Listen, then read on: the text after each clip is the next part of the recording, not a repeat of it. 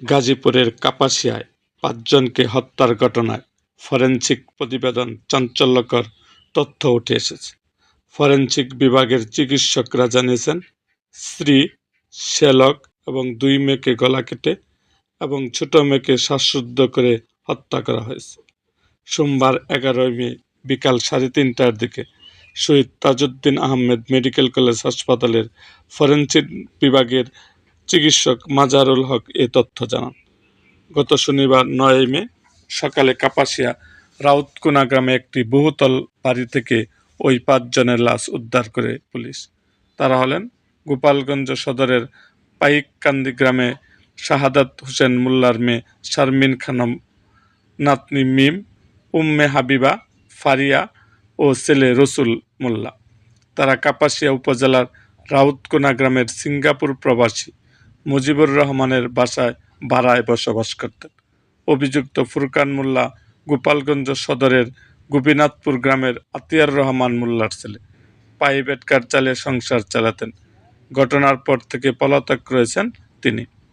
চিকিৎসক মাজারুল হক বলেন, শারমিন খানম, তার ভাই রসুল মোল্লা এবং ২ শিশু মিম ও হাবিবাকে ধারালো অস্ত্র দিয়ে গলা কেটে হত্যা করা হয়। আর শিশুকন্যা ফারিয়াকে শ্বাসরুদ্ধ হত্যা করা হয়। তিনি আরও বলেন, কিভাবে তাদের হত্যা করা হয়েছে সেটি ময়নাতদন্ত ও ফরেনসিক প্রতিবেদনের মাধ্যমে নিশ্চিত পাওয়া গেছে।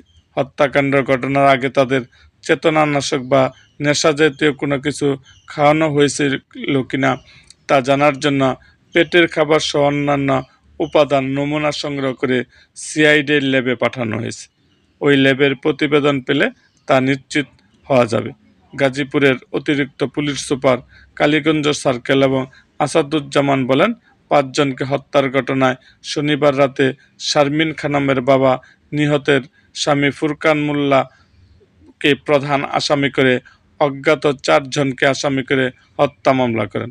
ফুরকান মোল্লাকে গ্রেপ্তার করতে পুলিশের অপরাধ তদন্ত বিভাগ CID, police bureau of investigation সহ আইনশৃঙ্খলা রক্ষাকারী বাহিনীর বিভিন্ন ইউনিট কাজ করছে।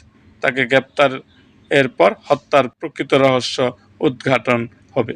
এরকম আরও ভিডিও পেতে আমাদের মুক্তাগাছার ইতিহাস মিডিয়া ইউটিউব চ্যানেলটিকে সাবস্ক্রাইব করুন এবং পাশে থাকা বেল আইকনটি বাজিয়ে দিন।